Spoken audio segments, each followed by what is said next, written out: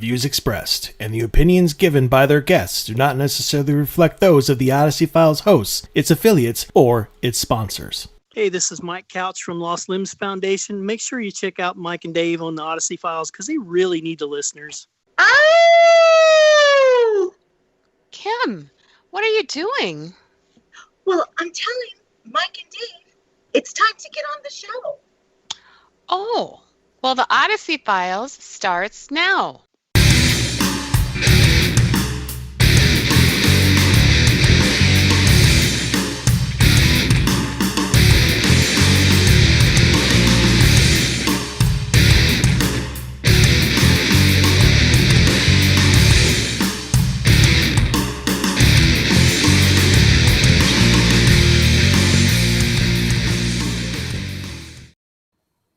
Good evening, paranormal community. It is Tuesday night here at 7 p.m., which means you're listening to a special broadcast of the Odyssey Files. I am still your host, Michael O'Neill. With me, as always, even on a Tuesday, is Mr. David Soyring. Good evening, Dave. Good evening, Mike. I hate when I do that. I was listening to something the other day and it was really low, so I had my volume at 100% on my monitor. And then I wasn't paying attention. I was looking at something else and I had my headphones on. And I'll tell you what, at 100% with these Bose Quiet Comfort headphones. And Bose, if you want to sponsor us, by the way, there's some advertising space available now, and we're pretty reasonably priced. So, but anyway, so that was a tad bit loud. Woo! That's. I actually was trying to, because I was thinking about that right before we came on. I'm like, okay, how loud do I do this? Because I know that in my ears, I don't hear that as loud. I know everybody else does. And I remember a few weeks ago when I wasn't paying attention, and she and our great producer Seth started the show, and all of a sudden, my voice came ringing into, and I'm like, oh, okay. I'm awake now. Yeah. So happy Tuesday.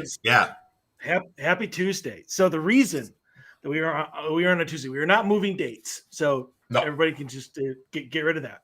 We're not moving dates. But 2 weeks ago we weren't on because the previously mentioned producer did not have internet, and that's kind of important when you want to do an internet show. And so we're like, okay, our guest from last week was very, very, understanding and kind, and was like, I'm available next week. We can do it next week. And we're like, sweet. Okay, we'll just move it to next week. Well, then our guest, Mr. Shane Pittman, from the great show, The Holzer Files, he didn't have internet. And that's also very important if you want to come on an internet show. And so he was, again, very kind. Our great producer was very kind and understanding, and they were both available tonight. So we moved to tonight. And I've gotten a message from him today saying his internet has been on and off all day, but he's going to try to join us anyway. So if he comes here and then suddenly disappears, we know why. And then it'll be an hour and 8-minute show or an hour and 10 minutes. Because we got nothing else for you except for babbling. Well, sometimes babbling is fun. Yeah, and that's true. So basically what I told him, I said, if you suddenly disappear, I go, Dave and I will just start making fun of Georgia and their poor infrastructure. We could do that for a little while.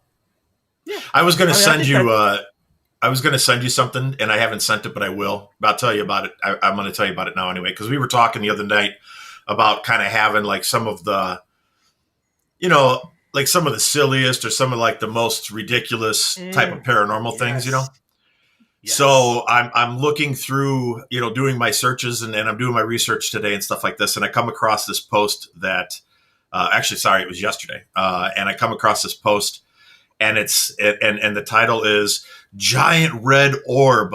Oh my God. And it starts out by saying the wind was blowing out of the east at 29 miles an hour. And I think it was the easterly wind that caused this gigantic orb to materialize. And I caught it on camera, and it's absolutely amazing. And the reason I tell you this is because as of yesterday, there was like 148 thumbs ups to this post. And it's a picture of the sun.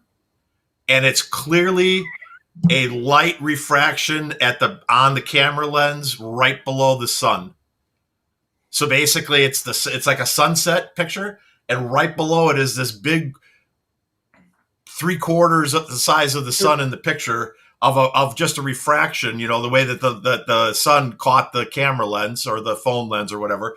And it's just a refraction of that image. But the way this person wrote it up was absolutely stellar. The whole easterly 29-mile-an-hour winds thing. I've been in this business for a long time, like 50 years, half a century. And I never heard of the easterly wind 29-mile-an-hour orb theory, Now, so now that blew me away. So, at 29 miles an hour, that must be the magic number. It made me think of Back to the Future, like where you got to get to the right speed. And then all of a sudden magic orbs start appearing. I don't know. I was laughing. I'm like, I got to send this to Mike because he's going to find this as funny as I do. Now, so I will send it to you. Let me ask you this. Was it written as though the author like legitimately thought that this was a bright red orb, or was it being written as like what Rebecca did with her dog?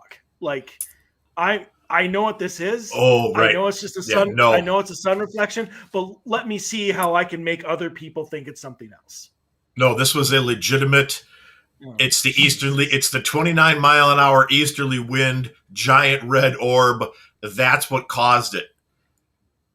Yeah, no, it's a legitimate post. It's not a post like, hey, check out this orb. It was like, hey, check out this orb. They make me want to tear my face off. I want to cry. Okay.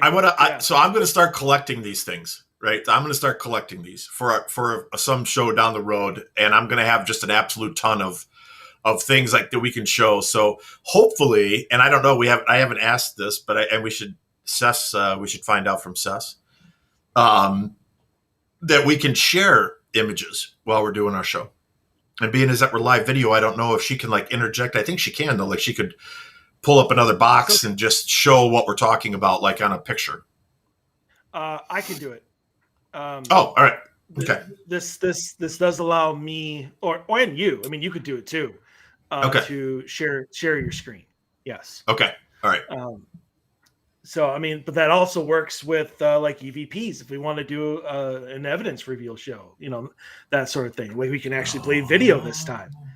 So I like that. I was wondering about that. Well, I'm glad to hear that, because then I think we got some great ideas coming up with doing like some live to show people like what an EVP looks like on the software that we use and stuff like that, and how you can see the voice inflection, and you know what I mean, and show people like what it really looks like. And then I think that'd help people who are just getting into the evidence review or getting into the paranormal. It will help them when they're looking at something kind of understand what we mean when we're talking about like voice signatures. Because like my voice signature, you can tell when I'm talking on any type of recorder because it's very distinct. Yes. So yes, it is. It is. It's loud. Yes, it is. So it is. Great show for you today. Hopefully, I guess the greatness of today's show is dependent upon, like I said, George's infrastructure and whether Mr. Shane Pittman can keep his internet connection. But he will be here, hopefully, at the top of the hour. And then next week, I just want to say this right now, and we're going to say it again later. We have one of the biggest guests we've ever had coming on next week. Mr. Jason Hawes will be here. Excited about that. So am I. He will be here for the second hour there too. So, and that I've had the chance to meet him. I mean, you've met him too, but we've had the chance to meet him, but we've never had the chance to interview him. So I'm excited for that. My first time meeting Jason Hawes was something that I'm very glad, at least I hope, that he will never remember. Really? I met him at Minnesota Para-Unity or Paracon, and Paracon. we chatted. Yeah, we chatted for a little bit, and I mean, he's I told him, that they were, that I really liked the show and I really liked where they were. We had a nice little conversation. So I don't know if he'll remember that. I mean, he probably meets 10,000 people a year at least. But right. And so just to get it out there into the open, so nobody's like, Mike, what are you talking about? So 2018, very first Paracon ever, very first convention, being able to meet some of the people who inspired me to get into doing this field, which is very, very important to me. And they were actually just a couple booths down, I believe. they were about 3-4 booths down to the right. 2-3, something like that. Yeah. I went up to him because it was him and his daughter Sam, who was on the show at that time. Is no longer, but shook his hand and was like, hey, I'm like, I just want to let you know that you guys were the inspiration for me getting into this field. And I say that steadily now, but at the time it started to choke me up a little bit. You had the fanboy thing going, yeah. It wasn't so much of a fanboy thing. It was like, it wasn't like, oh my God, this is Jason Oz.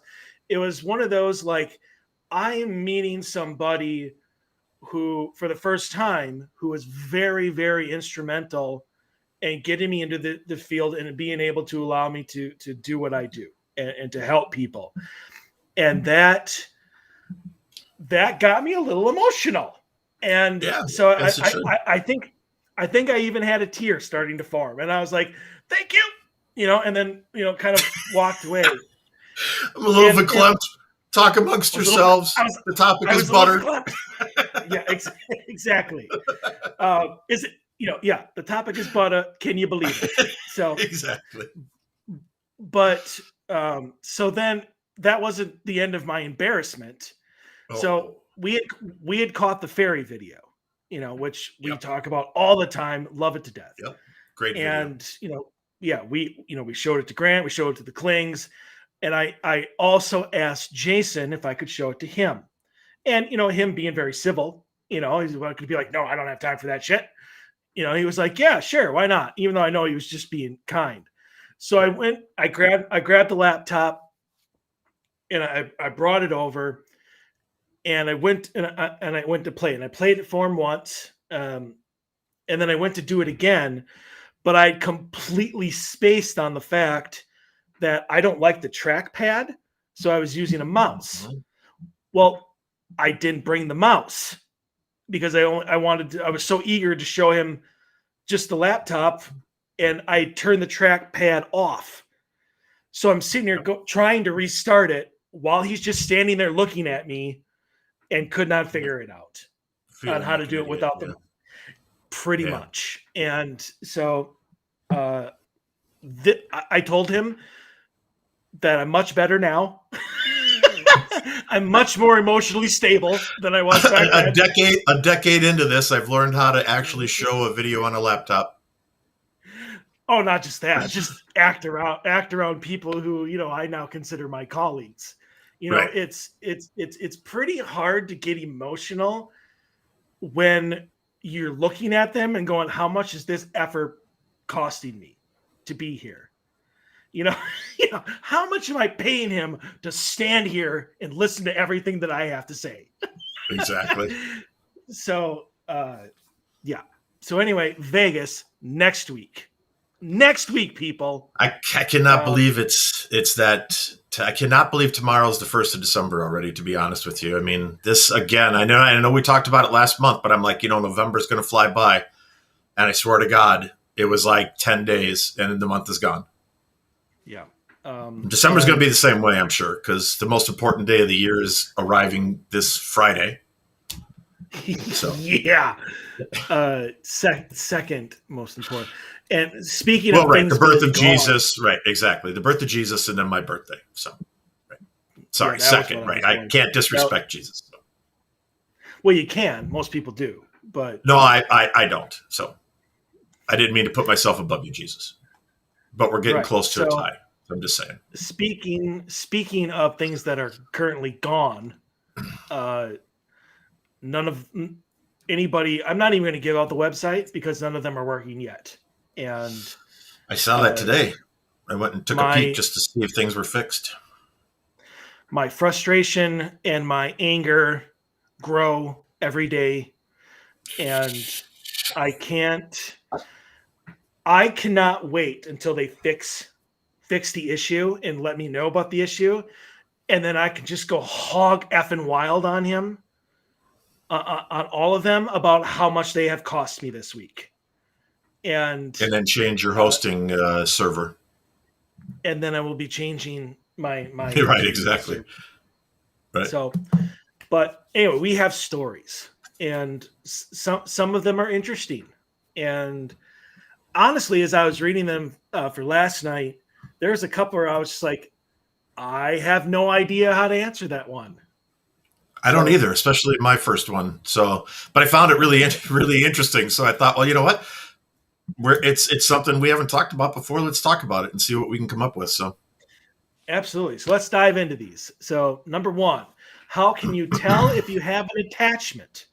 Which is something I think is a pretty common question that a lot of people have, but there's not a lot of really good answers out there. right. So how do you know if something is attached to you or possibly a loved one? Last year, my husband started getting extremely depressed and was acting completely out of sorts. We ended up separating because of how bad it was. When we got back together, he was telling me about things moving by themselves and something grabbing his feet on a few occasions. I can tell you the place we were living had bad energy. We moved into a new place and we are the first and only owners so far. For a long time, things were totally good.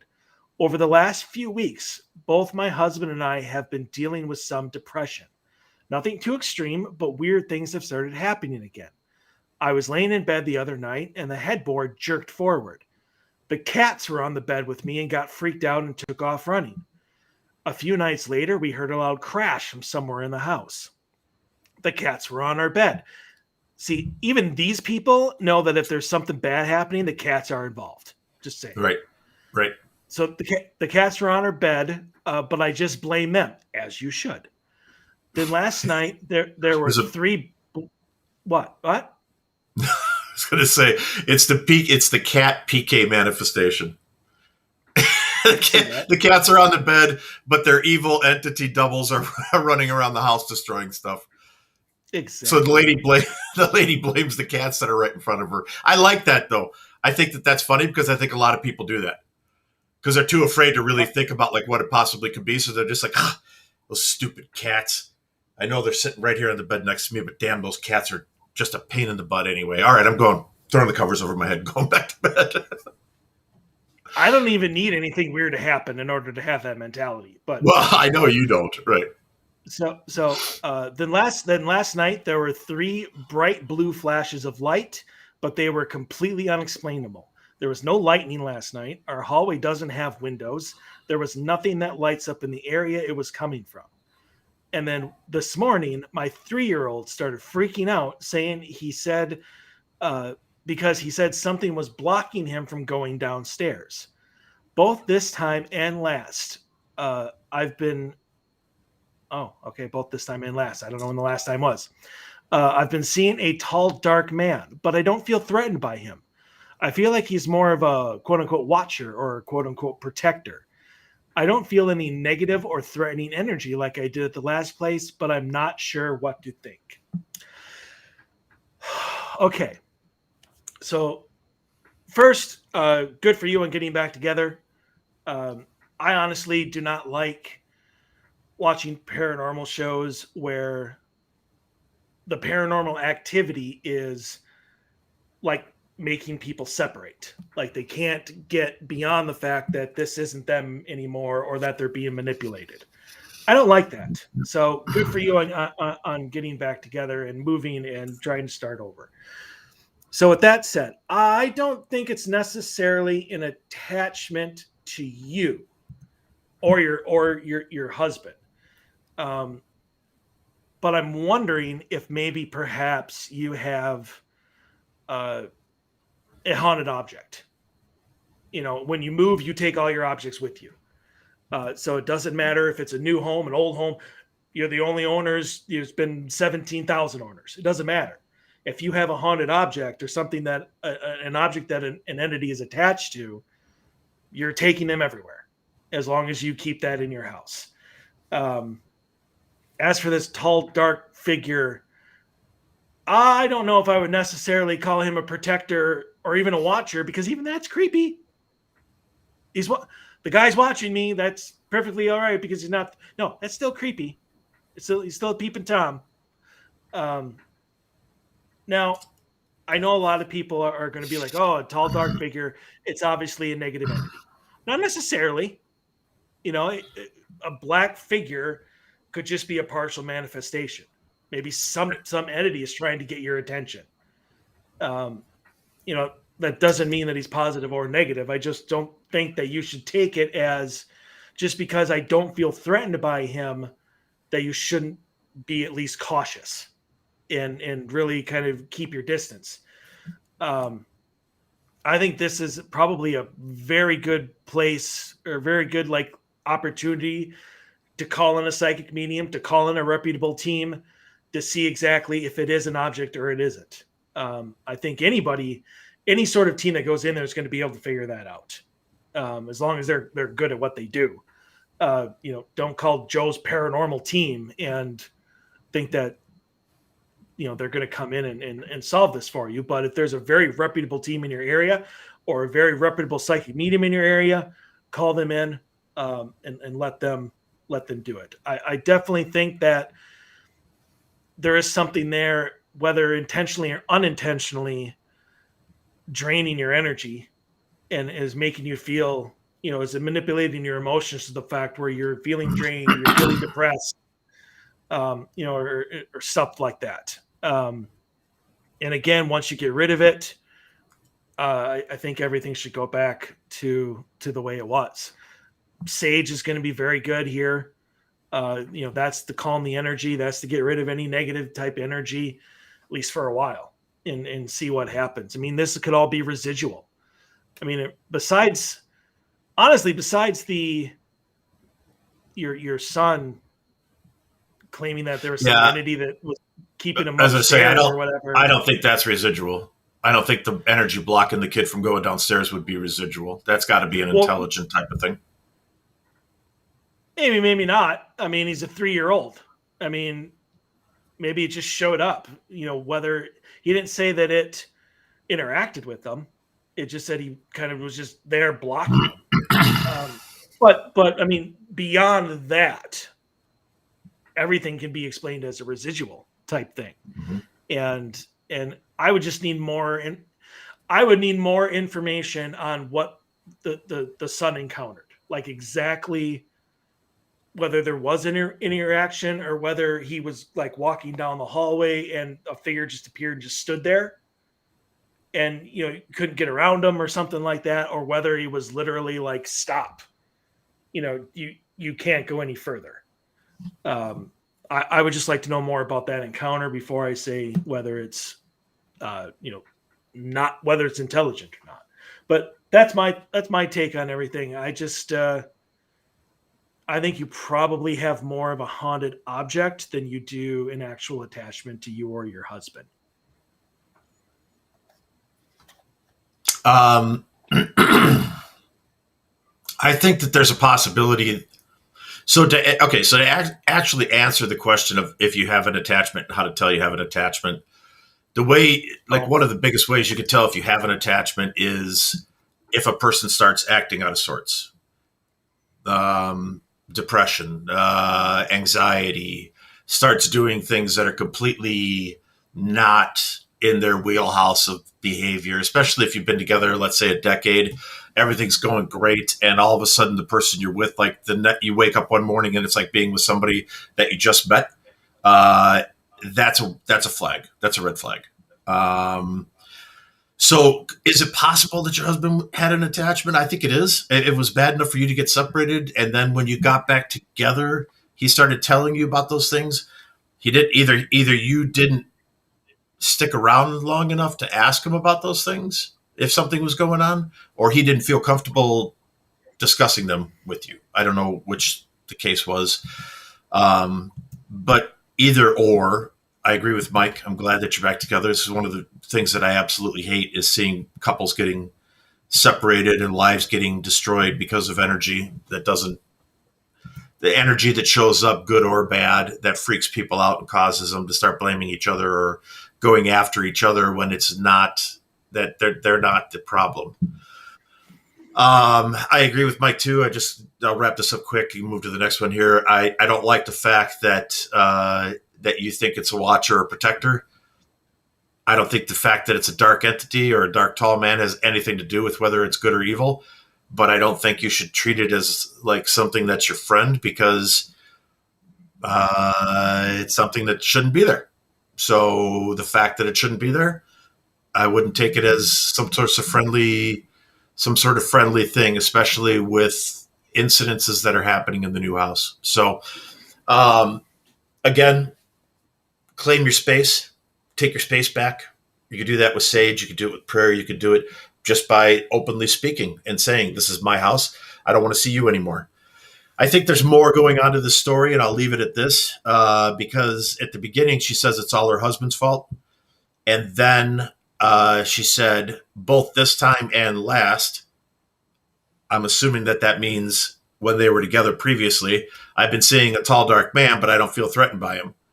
So I think that in her story, she actually let out the truth. To me, that's what that reads as she saw shit previously when they got separated, when her husband was acting out of sorts, but she didn't say anything to him. And I think that right there is an issue. So if something like that is going on in your lives, talk to each other, bond with each other, work with each other together. Your love is the strongest bond you have, and love will drive out whatever's in your house 99% of the time. I'll leave it at that. So, all right. Number 2, clothing is doubling in my house. This is a very interesting story. So I'm curious if anyone else has heard of this, and help me find out more information, please. Over the course of the last several years, my older son has had three T-shirts that have mysteriously made a copy of themselves. Each of these shirts are his Little League shirts from 2019 to 2021. I asked him if he took an extra one from a friend or something, and he said no. He didn't know how he got an extra of each of these 3 shirts. Of course, I thought he was lying and just chalked it up to that. There had to be a reasonable explanation. But then last week, I noticed my baby had 2 pairs of the same little monster socks in the laundry. He definitely did not have 2 pairs of these socks before. Something else odd, not sure if it's related or not, but our family was at the beach last week. We were the only ones around, and out of nowhere, a single sandal, not anyone in our family, meaning not belonging to anyone in our family, flopped in the sand right next to us. It apparently just fell out of the sky. Have you guys ever heard of anything like this? Please let me know where I can get more info. Thank you. I like this. Honestly, I have never heard of clothing replicating themselves. I find this story to be extremely, extremely interesting. Now, I'm gonna kind of dismiss the flip-flop, because if you're at the beach, who knows? Maybe somebody was kicking a soccer ball around or kicking a ball around, and like wham, like kicked the home run with a soccer ball, sent the thing flying, and their flip-flop took off with it, just woo, and it came from an angle, and it landed, and you were like, wow, what was that? Because it kind of surprised you. It showed up out of nowhere. Or maybe somebody was goofing around and took their girlfriend's flip-flop off and just launched it like a Frisbee, and it caught wind and just like sailed all the way to where you guys were and flopped on the sand. I mean, there's reasonable explanations for that. There's not reasonable explanations for you buying clothes for your baby and then having those clothing replicate themselves when you know that he only had 1 pair of little monster socks, and all of a sudden you've got 2 pairs of little monster socks. Also, even if your kid was had taken an extra shirt, and he was lying, did he do it 3 years straight? I don't know. That to me, that seems kind of like unlikely. If it was 1 year, if it was 1 shirt, I'd say, yeah, maybe his buddy was over wearing the shirt. He took it off the house for some reason, left it there. You threw it in the washing machine thinking it was your kid's, blah, blah, blah. And all of a sudden he's got 2. But 3 years in a row, I don't know, man. Those odds start getting pretty astronomical for that to happen. So I don't really have an answer for this, to be honest with you. I just really like the story, and I think it was interesting. That's why I chose it. So I've never heard of anything like that. I've never heard of clothing replicating itself. So I really don't know. I don't know. It caught my interest, though. So I'm going the exact opposite for the Little League shirts, because like if it was 3 years in a row and it was just random shirts, like the first year was a Little League shirt, and then the second year, it was a jersey, or something, like a Green Bay Packers jersey or something like that, and then a normal, like a sweater, like I would be right there with you and I'd be like, that's crazy. But the basic fact that it's always the Little League shirt leads me to believe there's something going on, whether the kid's lying or not. Maybe there's an extra shirt laying around that he thinks is his, and so he grabs it thinking that it's the one he came with, something like that, and then he takes it home, right, and his other one was already there, something along those lines. I just find it interesting that it's the Little League shirt every year, and right, that's something that he gets given, like people give that to him, every year. It's not anything he buys or stuff like that. So I just, and if you lose it, they're probably going to replace it if it's at least a decently funded league. So right, maybe he really just did want 2 shirts and he didn't want his mom to make him give it back. One of those, you don't need 2 shirts, return this, that sort of thing. So he claims, no, I don't know what the hell that is. I don't know why I have 2. The socks, on the other hand, I'm kind of with you. The only thing that I could think of for that is, and it's rare. Just before I get to that, let me just say I agree with you on the sandal. I don't think that's really it's interesting, but I don't think it's anything. There's that theory out there: is why does everybody always find just one? Like when you see a shoe on the street or whatever, it's always on the just highway. One. It's never both. Yeah. Right. It's always one. It's always one. It's never right, the both of them. It's always just one. So I mean, it could have been buried in the sand, and maybe when you're running along the beach, you kicked it up. It could be tons of explanations to that. But getting back to the socks, the only thing that naturally makes sense to me on this one is in some fashion, like grandma gave the baby a gift of the exact same socks, not knowing that they already had a pair of the exact same, and maybe mom didn't know about it. Something along those lines. But beyond that little scenario, I don't got it. Maybe some house in Indiana threw their pair of monster socks in the dryer, and they are now magically disappeared, and they reappeared in this lady's dryer. We all wonder where our socks go. They always disappear in the dryer. Maybe I mean, weirder things have happened, right? So maybe there's some apportation going on here. Mama's got a little bit of an ability maybe that she doesn't know about. I was thinking that too. I was kind of going that direction too, but that's still weird that it's all clothing. I would think that it would be there'd be other things. An extra set of keys shows up, like if the story was instead of the sandal, all of a sudden they got home and he put his keys on the kitchen counter, or what, she put her keys on the kitchen counter, whatever. And then they went and they cleaned the kids up from the beach, got the sand off of them, and they came back into the kitchen to start making dinner. And all of a sudden there's another set of keys there that they don't recognize. I'd be now all of a sudden we're going somewhere, right? Now all of a sudden we're like, okay, what the, like, now something's really happening, because where the hell did the second set of keys come from? And the fact you don't recognize them, something really weird is going on here. And that's an apportation story right there. Yeah. This is one of those stories I'm like, I have no idea, because I'm with you. I've never heard of anything like that before. It's always disappearing. It's always disappearing clothes, disappearing right, keys, right, not replicating themselves. Right. So that's why I thought it was interesting. I was like, that's what I've never heard of, the replication thing. And I'm like, hey, if it's happening to you, I would imagine for these guys, it's going to keep happening. Be interesting to track this. Like if there was some way to track it, and I will, I'll tag it again. I'll tag the poster and see, and see if they post again and say, hey, it's been a year, and in the last year, we had a couple extra shoes show up at the landing. Just one shoe, and it's always the left shoe, and it's not any of our size. You know what I mean? Now something's going on. Like my wife wears size 7, and this is a size 9 female high heel, and she doesn't wear high heels because she's got a bad back or something. And I need to figure this something out weird. Because, yeah, and I need to figure this out because my wife thinks that I now have a girlfriend. Exactly.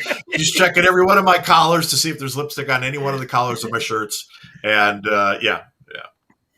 Exactly. All right, number 3. Moving on. Can ghosts or paranormal things cause corner of eye hallucinations? So here's the story. Okay, so this has happened a couple of times now. A while ago, before we got rid of them, a spirit of some kind resided in our kitchen. It is gone now, I think, but one day the unexplained happened. I was sitting on my couch. I heard someone open the front door, close it, walk inside, open the fridge, drawers, cupboards, shuffle around, and then I saw the kitchen light flick on in the corner of my eye. Light flooding into the room and everything. Everyone was out at the time, so I thought someone came home. I looked up and was going to ask why they were home early, and the light was off. Nobody was there. I knew immediately it was a paranormal experience and ignored it, even though I was freaking out inside. Then you didn't ignore it. Similar, quote-unquote, hallucinations have happened to me, but they were all small. Example, seeing someone walk in, doors opening, movement, people across the street. All of these were extremely brief, and I didn't think much of them, but they were nothing like the light turning on. Today, months and months later, I was standing in my kitchen pouring a drink. My cat, another cat, was in the kitchen too. He was walking out when the same side door opened. I heard and saw it open out of the corner of my eye. The thing is, our doorbell didn't go off, so I jumped in surprise. I turned, the door was closed, and my cat was also looking at the door like he thought it opened too. I wasn't spooked, but I was startled. So I decided to come on here and ask, is it paranormal or a trick of the mind? So, now obviously, one of the main claims in almost all paranormal locations, whether it's a residual or not a residual, but a residential or a haunted location, is seeing things out of the corner of your eye. It's always something there. I see figures out of the corner. I see something, movement out of the corner of my eye. This is a little bit different than that because he's seeing like full-fledged move, like doors opening. Mm-hmm. The thing about it is I honestly would like to know, one, your EMF, the EMF level of the house, because that can obviously cause hallucinations. So I would like to know if that is in some way, especially in the kitchen, of a higher level. I would also get tested for like a mental thing, only because a lot of these things seem to be almost, I don't want to say delusions, but something that, and it does happen to in paranormal stories where they have these full on, vivid hallucinations, and all of a sudden, like someone grabs their shoulder or something like that, and they're like, and everything is back to normal. Like they've lived these like entire experiences, like the kitchen incident where somebody came home and opened up the fridge, did all this other stuff, and then he turned and looked. Nothing was out of place. Everything was back to the way it was, and nobody was home. He just seems to be having all of these encounters, but none of them seem to be directed at him. Like none of them are actually like interacting with him or doing anything supposedly with him. He's just there to experience them. So I'm almost wondering if he's catching psychic like glimpses, like a psychic wave or something like that of something that is like a time slip, but he's way more sensitive to it. So he's just he's being taken back to a time where whatever that whatever happened, is happening again. But beyond that, I don't know. Kind of the corner of the eye hallucinations is a little different because it's usually just full on hallucinations. But yeah, I would honestly just check to make sure that the EMF, and if you maybe have some sort of psychological disorder that makes you more prone to these type of hallucinations. I totally agree with you on the EMF. This sounds like if he is hypersensitive, he or she is hypersensitive to EMF. These are the exact type of things that would happen to you. So 100% agree on the EMF. I'm going to differ a little bit in the fact that I don't think it's as much a mental thing. I think I would go get my eyes checked first.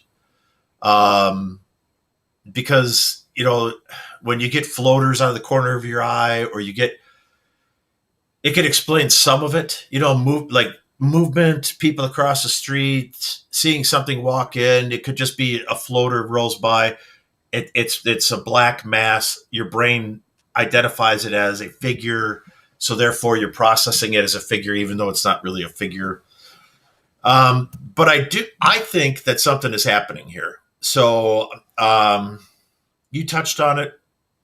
I think that it could be that this person is kind of a latent psychic and doesn't know it, because there's just too many things. I think there's just too many things happening here for it to be easily. I mean, the one incident, right? Open the front door, close it, walk inside, open the fridge, drawers, cupboard, shuffle around, and the kitchen light turns on. That's 8 specific things that happen in one incident.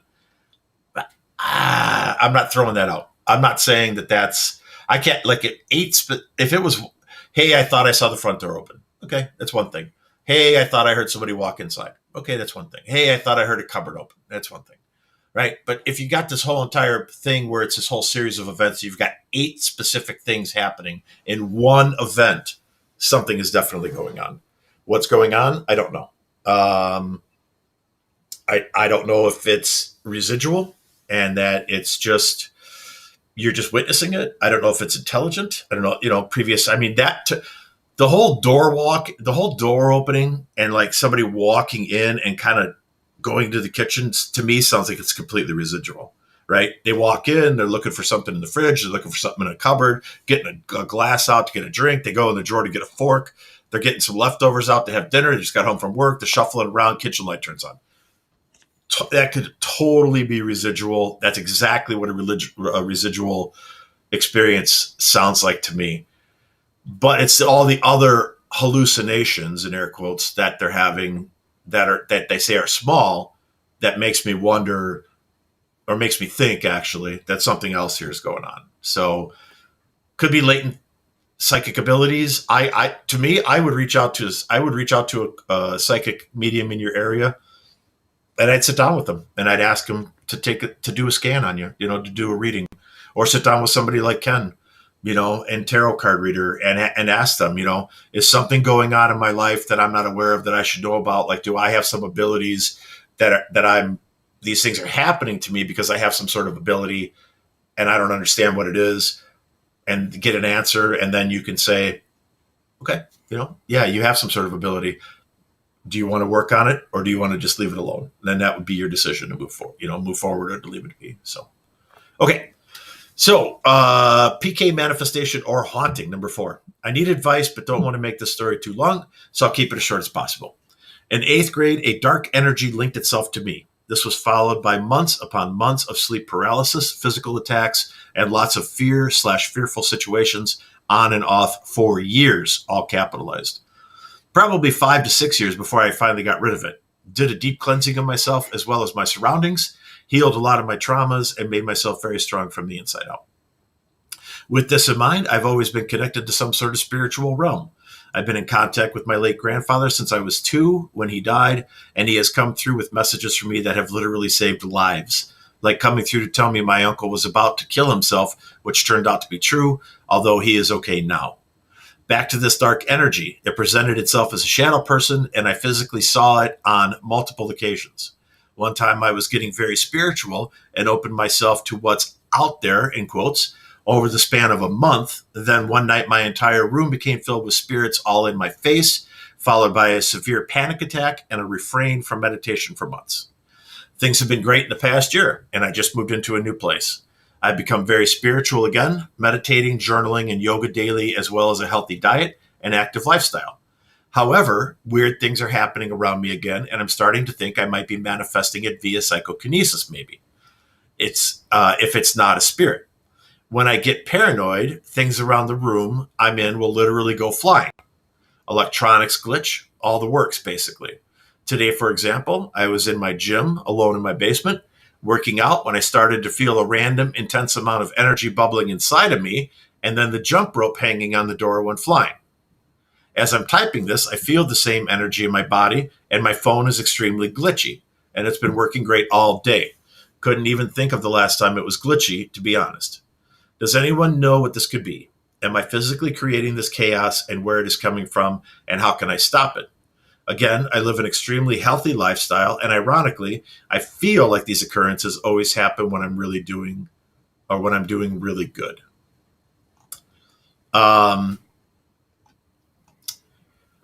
My first impression to this is you are traveling, either intentionally or unintentionally, out of your body and going looking for things. That's the feeling I get here, is that you're very spiritual, you're meditating outside of your body, and while you're outside of your body, you are going and looking for answers. You're going and looking for the unknown. You're going and looking for the dead. You're looking for paranormal. You're sending your energy out of your body. And while that's a fascinating thing to do, and I've done it, and I do it occasionally, it could also be very scary, and it can also be very dangerous, especially if you don't bring back all of your pieces. Maybe that should be a show somewhere down the road, because I know, talking to Sarah Lemos about that, I had a really good conversation with her about that, and not bringing back all the pieces when you do astral projections. So I think I kind of feel, to me, this is what this sounds like to me, is that's what's happening. I don't think it's any type of negative attachment. I don't think it's a negative situation. I'm not sure.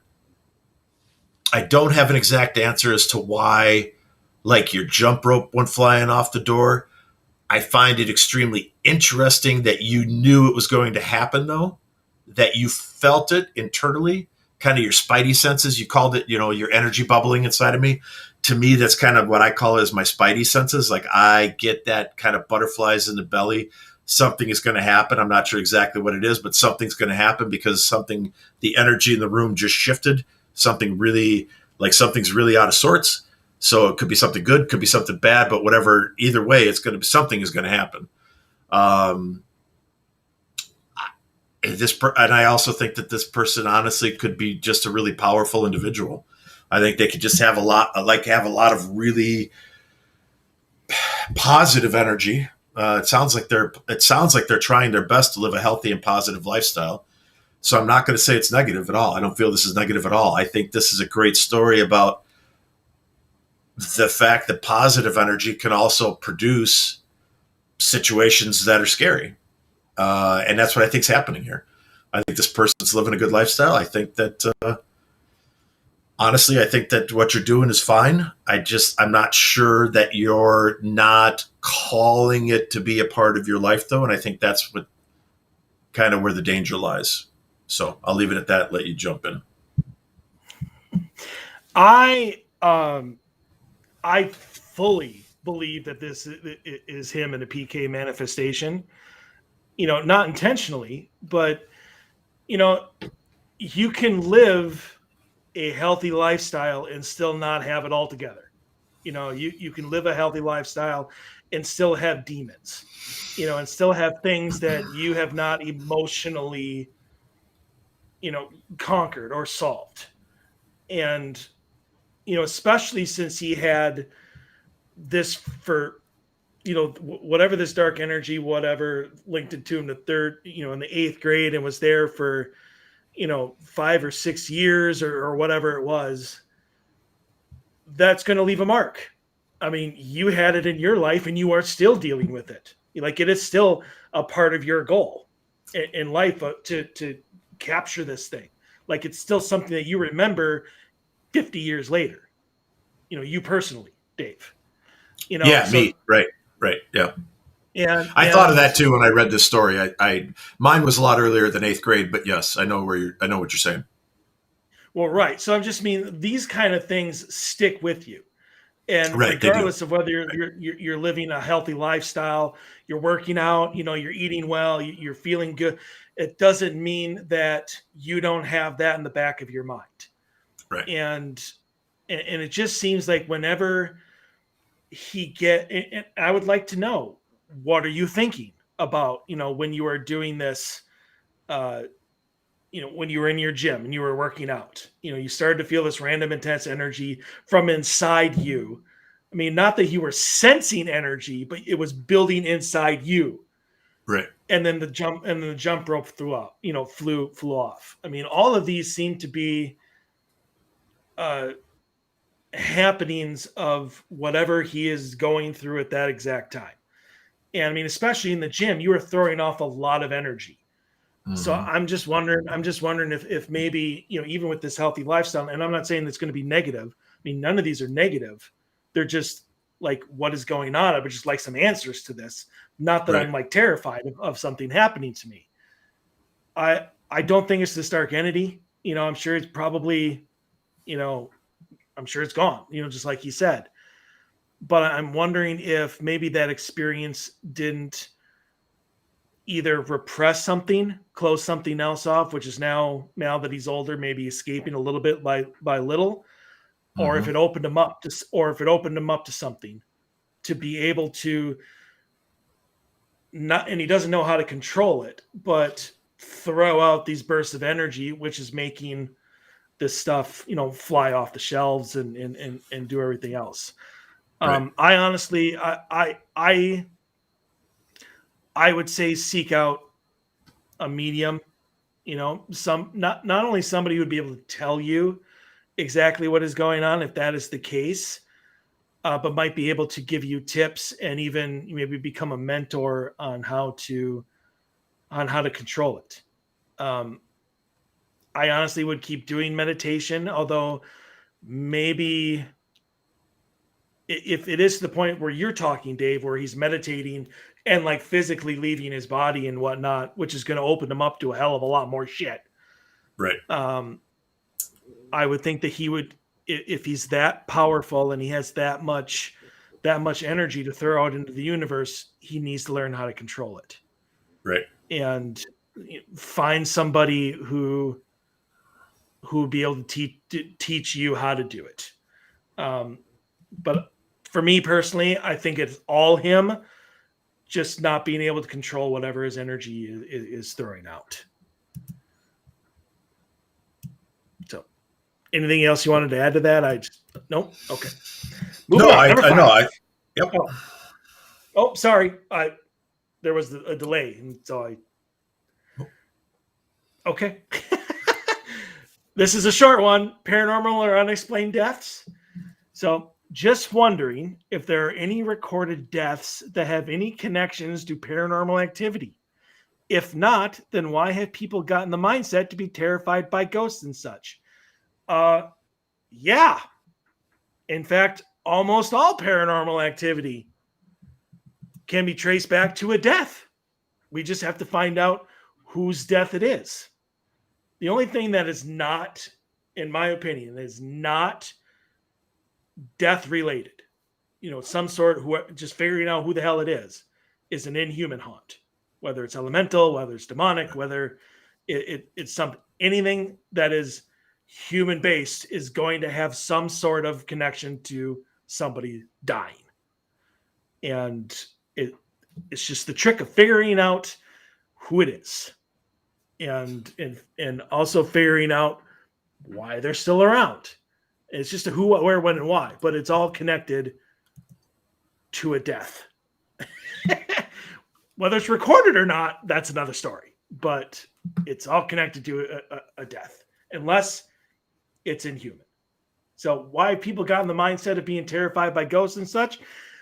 Because that's all they see on TV. If all they saw was grandma's spirit cooking in the kitchen and nobody was ever terrified, or everyone was just like, oh, it's just Grandma Sinclair, back from the dead, to wish us well. Nobody would care about ghosts whatsoever. Nobody would ever be terrified of ghosts, because even if something flew off the shelf and landed at their feet and shattered, they'd be like, somebody's just trying to get my attention. How you doing? Like, nobody would be terrified. So those are my answers. And it's interesting because honestly, at that point, there would be no paranormal TV, because nobody would be watching paranormal TV of grandma cooking the turkey dinner in the kitchen and just turning around and smiling and waving, saying, I love you. Now, hold on. So, okay, go ahead. Wait. I just want to throw in that it's not necessarily true, because if they could make it a literal Hell's Kitchen, I'd watch. Well, I would too. I would watch even if it was just all positive experiences, because I don't want to watch negative shit on paranormal TV, because I'm sick and tired of that. And we're not going to get to the next question, but that would be a great segue. And we haven't had a segue for a couple shows, but that was a perfect segue. Segue, but we're not going to get there yet. We won't get to that. We'll save that one for next week. So, okay. So is there any recorded deaths at any connections to paranormal activity? The only one that's documented that, like, everybody who's into paranormal knows, is the Bell Witch. That it was written in the journal. It was written by the family, that the vial of poison, that they had absolutely no idea where the hell it showed up from. They have absolutely no idea what the hell kind of poison it was, but that it killed Mr. Bell. And that it was brought there by the witch who terrorized the Bell Witch who terrorized the family. That is the only written, documented death that has ever been attributed to the paranormal. But I am going to go out on a limb and throw my personal 2 cents in there. I think that, honestly, there probably have been a whole lot of paranormal deaths caused by paranormal activity. I think that when somebody who has a heart condition, let's say, or some pre-existing condition, walks into a location and it's a haunted location and something paranormal happens, and it's, whether it's terrifying to everybody or not is irrelevant. If it's terrifying to that person, it could cause whatever their pre-existing condition to be exasperated. So if they had a pre-existing heart condition, they could have a heart attack or a stroke that could lead to their death. Has that been recorded or documented? No, because the medical practice is not ever going to write. There's not a coroner on the face of the earth who's ever going to write down death by ghost. It's just not going to happen, because they would immediately lose their job. That's where we have to grow as a society. Why do you need to be terrified of ghosts? Because they don't have to kill you in order to mind F you. You can have a paranormal experience that is so terrifying that it will stain you for the rest of your life. It will cause you sleepless nights. And when you do go to sleep, you'll be terrified. You'll be having reoccurring nightmares. It can cause you to change your lifestyle. It can cause you to start doing things that you normally wouldn't do. It could cause you, let's say that you have this terrifying experience at a specific type of location. And in your mind, you now affiliate that terrifying moment with all such locations. A very easy example would be a cemetery. Let's say you're messing around doing something you shouldn't do. You're like, yeah, let's go out to the cemetery and let's go do something stupid, kick over a tombstone, or let's go out there and be, and like, come and prove yourself to us, and you aren't shit, and and all this stupid stuff. And then you have your moment, right? You get your moment. And the moment changes your life forever. And then you never go back to another cemetery your whole entire life. Perfect example of why having a paranormal experience can change your life and why you should be terrified of something like that happening. people that go in with respect and love and are just there to have a conversation. And I reflect back on the conversation that you and I had when I built my first, hack shack. Was a very pleasant, very beautiful conversation. It was very calm, it was a phenomenal back and forth conversation with the dead. We went there with respect. We went there just to say hello. We went there to say, is there something we could help you with? Nothing bad happened. But if you go in with the wrong mindset, something bad happens, you should be terrified. Right? I just want to say really quick that I completely misread that question and what they were asking for. I thought they just wanted to know whether recorded deaths had anything to do with paranormal activity. Not, has there been any recorded deaths caused by paranormal activity? Which is, I think, the way you read it. That's the way I read it. Yeah. That's the way I answered it like I did. Yeah. Because it confused me why you went to the Bell Witch. And I'm like, oh, okay. Now I got it. I read connections as the cause for the death was paranormal activity. That's the way I read it. So, right. So I just want to, with that being the phrasing of the question then, from your perspective, I would just like to add really, really quick before we go to a really quick break and bring in our great guest, Mr. Shane Pittman, who is waiting patiently on the backstage area. That whereas, yes, the Bell Witch would be considered probably one of the only documented and recorded things of paranormal activity causing a death, but I definitely believe that paranormal activity definitely, especially possession, will manipulate and push you towards killing yourself. Right. The demonic are very, very, very good at that. I remember reading in The Demonologist about Ed and Lorraine Warren, where they would be leaving an investigation, and all of a sudden, like, their steering wheel would jerk way to the right to try to throw them off the road. Right. Try to drive them into a telephone pole or something. Right. Exactly. Try and make sure that they never come back. Right. Exactly. So, I mean, I definitely think that there are a ton of undocumented deaths that have something to do with the paranormal. But you think about how many people get shoved down a flight of stairs, right? I mean, how many people, like in a situation like that, they're carrying a laundry basket going downstairs to do laundry, and they get a hard shove and they trip and they fall face first, and regretfully they hit their head on a post on the way down, or they hit the wall head first or something like that. And they, and that impact causes them to pass away. It's written up as a coroner, but nobody was there to witness it, let's say. So it's just written up from the coroner as accidental death, right? They accidentally tripped down the stairs. But who's to say, right? People get shoved in the back all the time at paranormal locations. And the more you provoke, the more shit like that happens. So if you've got some situation where you're provoking and being an ass in your house, or if somebody comes in as an investigative team with no experience and they're being an ass and provoking in your house, right? And then you get the ramifications of that, that's a horrible situation. Because now you just got shoved down the stairs because the spirit entity in your house is pissed off because of the team that's a bunch of idiots showed up and was just made a mess out of everything. So we'll leave it at that. Let's get to Shane.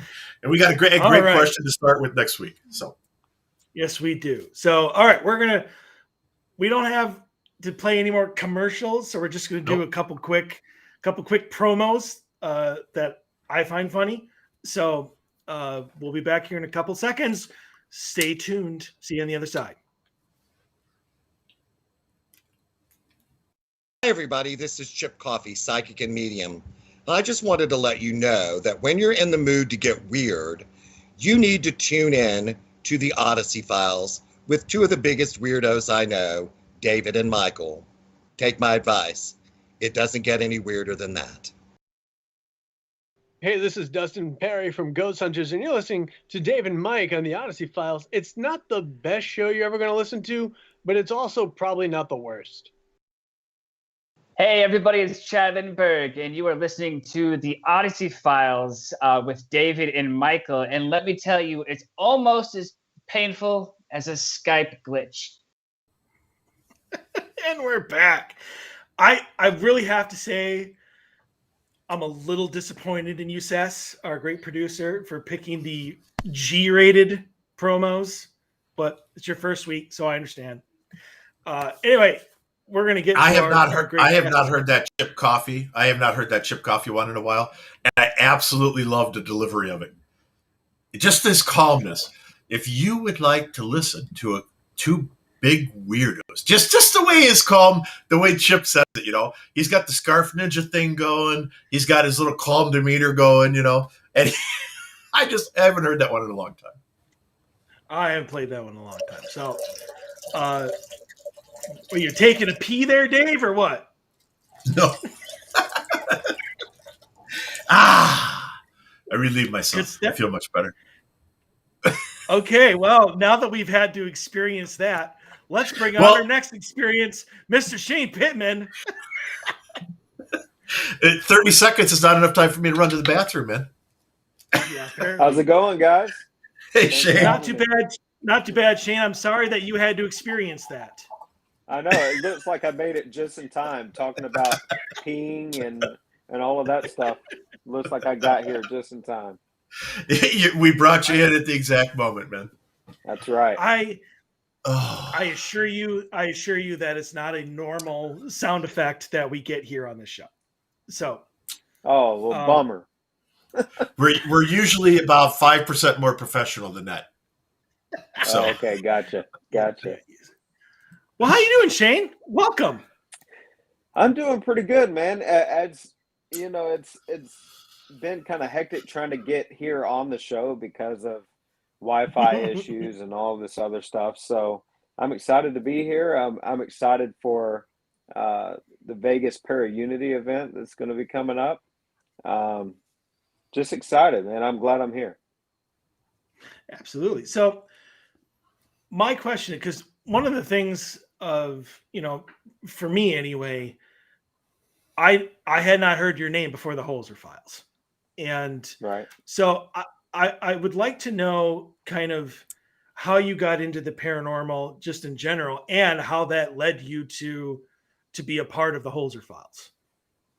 Cool. So, I have that cliche story of, had a lot of paranormal things happening when I was younger. But my first paranormal experience was when I was 6 years old. And it was really profound. I won't get into all of that, but it was a vision. First time ever having anything like that I could remember. 6 years old, I go to my mother about it, and she's like, wow, this is a really significant thing that you had happen. And then from there, I would have other experiences whenever I was a teenager that I couldn't explain. And once I found out that there were books on the subject, I would try to immerse myself in as much as I could, try to learn and research. So that's where the Holzers, the Warrens, all those came into play. And then whenever I found out that there was tech out there that people were inventing to kind of test the atmosphere, test certain things that were going on in my life, I was hooked at that point. So that's where the tech side of things came into play. And a lot of people don't know, those who watch the Holzer Files, they don't know that I knew Alexandra Holzer years before the show was even a thing. So I knew her probably about 7 years before all of it. I actually helped her with one of her first events, the Hunt with Holzer events. I helped her set that up. That was in Lumpkin, Georgia, at the Beddingfield Inn. So I knew of her way before that. And great person, she's fantastic. And she is an investigator in her own right. A lot of people, they think, okay, her father did this or that. But Alexandra Holzer is an investigator in her own right. She's an intuitive, and she does a lot of work behind the scenes. And that's pretty much it. So kind of got together, and that was all she wrote from there. And that's how I got to be eventually got to be a part of the Holzer Files. So I'm interested because I was kind of baptized by fire into the paranormal. It started with me when I was a little kid, had a negative entity that just made my life miserable for a long time, and that's what's kept me in the field for the last 50 years. So your things, I mean, when you said you don't want to bore everybody with them, I mean, are you uncomfortable talking about them, or can you expand on some of the things that happened to you? Because things like that interest me. Like, what is it Sure. that was 6 years old that caused you to pause and say, "Hey, I just experienced something that I don't understand." Right. So I will tell that story about the 6-year-old thing. It's a religious vision. So a That's lot okay. of Mine, people, mine. I was brought up very religious too. So gotcha. So I will, and what's crazy about this vision is I remember every single detail.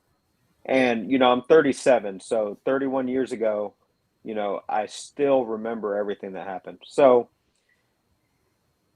here's what it was. So I was riding with my stepfather in a car. We're in a car going down the road, and I look up in the clouds and I see the shape. It's a face of a man in the clouds. And as soon as I see the shape, see this face, I hear what sounds like a trumpet, and it's loud, it's resounding. And I'm like, what in the world is up? I look over at my dad, and before I knew it, we were translated onto this beach with a sunset. And I look over to my right, and there is a line of white horses, and they have medallions around their neck. And there's stuff written on the medallions, but I don't know what those medallions say. I just know that these are beautiful, huge white horses. I look over to my dad, and I'm like, where's my mom and Holly, my sister? And as soon as I say that, they appear there with us, and then I'll wake up. So this kind of terrifies me because it felt so vivid. I felt like, we like you were were somewhere there. else. So Yeah. right. Yeah. Right. So I go to my mom and I'm crying and I'm like, look, I don't know what just happened. And she told me, Shane, and then she leads me, to a prayer and all this stuff, because at this time I had never heard anything about, the supposed rapture or anything like that. I just knew that this was something so real. I felt like it was actually happening. And she told me, and she said, this is unreal because, I know we've never spoken about this, but this is what I believe it is. And she was talking to me about the rapture and, the second coming of Christ and all of that.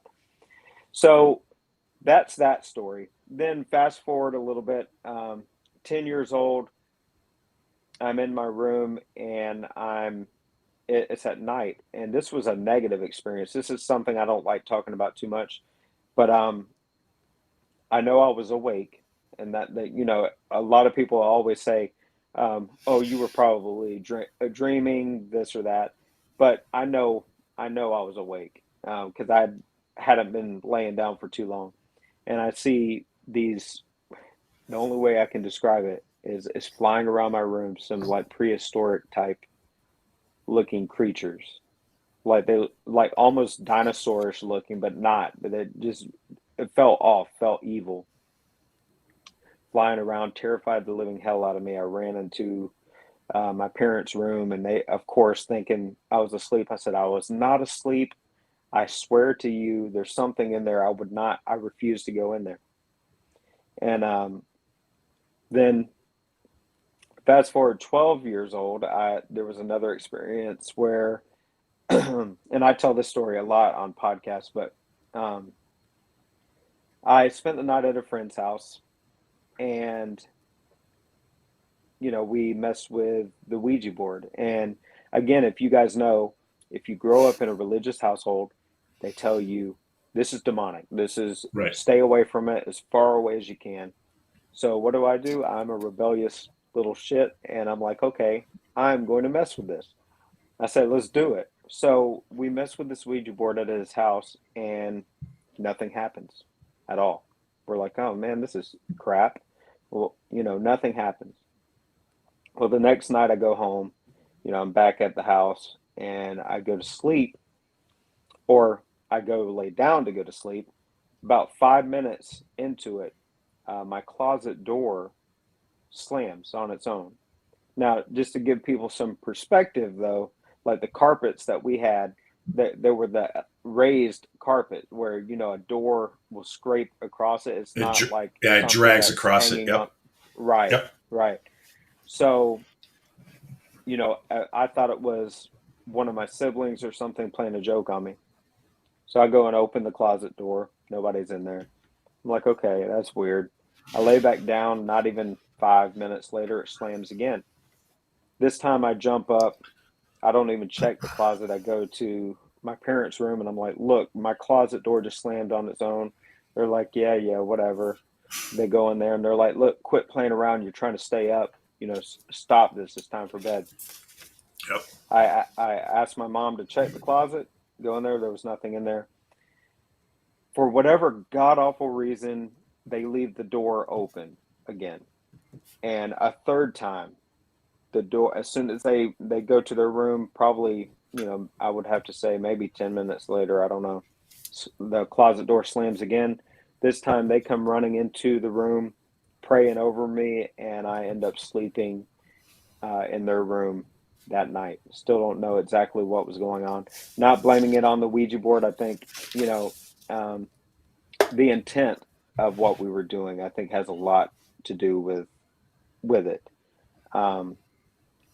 And that's it. That's it, man. The strange things like that, all throughout my life leading up into present day and my career and what I've been doing. It's just strange occurrences like that kind of catapulted me into wanting to know not just, if I can get evidence or not, because it's not all about that for me anymore. It's more of, I know it's there. So what is it? Why is it there? How is all of this happening? And try to answer those questions that's leading me down the path that I'm at now.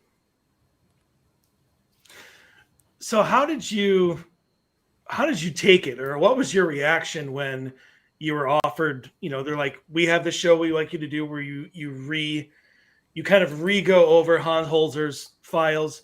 You're going to be with Dave Schrader and you're going to be with Cindy Kaza. Like, how do you react to that? So here's the crazy story about that, right? So I was told, hey, you need to try out for this part. You need to do this.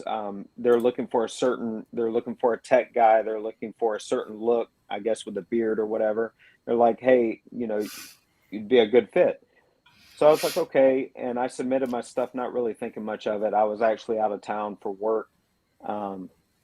And not even 30 minutes later, I get a phone call from the casting director and was like, hey, and they told me the premise of the show, like we're opening old case files from a famed parapsychologist. And I said, whoa, hold on a minute.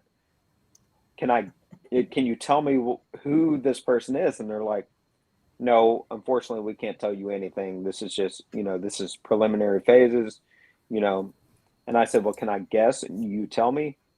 And she was like, sure. And I said, it's Hans Holzer, isn't it? And she said, how in the hell did you know that? This is crazy. We haven't told anybody any of this.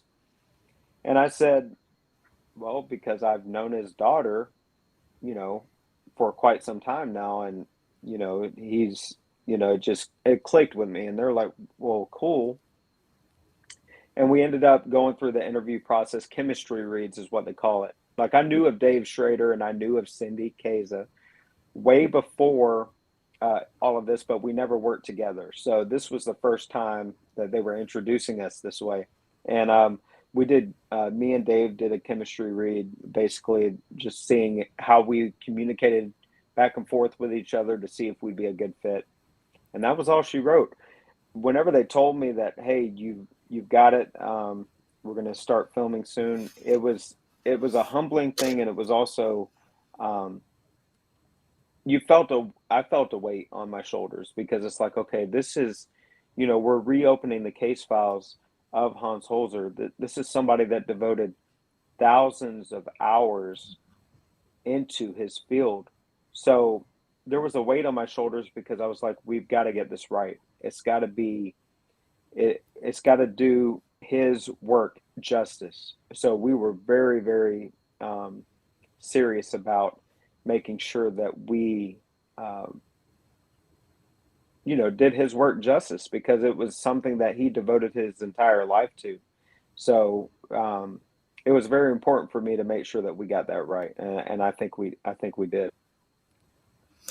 Have you, like, for the locations that you've been to, have you had any type of experiences that have furthered your belief or strengthened your belief or answered some of the questions that you personally have in the paranormal? Yeah, there was one case in particular with the Holzer files. It was in season 1. I believe it's the season finale of season 1. It's at the Barnstable house. I was in a basement. Of course, they love to put me in like really creepy situations, right? So You're I was the in a Aaron. basement. You're the Aaron of the Holzer files. Yeah, that's I right. just got to A say that, lot of because man, people- you get a lot thrown of into the people worst tell me shit, that. man. You do. Yeah, a lot I'm of like, people yeah, tell me that. go downstairs and sit down there. There's all kinds of reported negative activity in the cellar or the cistern. We want you to just go sit down there for an hour by yourself in the dark, and then just report to us. And Cindy's upstairs going, yeah, I don't think he's doing good down there. I don't think that he's. I kind of think something bad's going to happen to him. And you're down there all by yourself. Yeah, man. It's at the time it sucks, but it's taught me a lot. But you know, season 1, I think it's episode 10, at the Barnstable house. I was down in the basement, and I had this cool piece of gear. It was kind of weird, but it's the spectacles that it records in real time, 4K, and you can actually listen to EVPs in real time. And so I'm down there, and I'm trying to communicate with. There was a story of a girl named Lucy that drowned in the well in the basement, and the well was down there. And all of a sudden I see this shadow come from around the corner, and I'm like, oh shit. So I jump up and I leave out of there as quickly as I could. I left my digital recorder and everything down there because I was too freaked out. I jumped out of there. Well, eventually I go back down and complete the investigation, and we get an EVP that to this day, like, it rocks me to my core, because it kind of further solidified why I'm doing what I'm doing. It was an EVP that said, and it sounded like it was in a little girl's voice, it says, "Does no one hear me?" And I kind of, whenever I heard that, I played it hundreds of times during my review.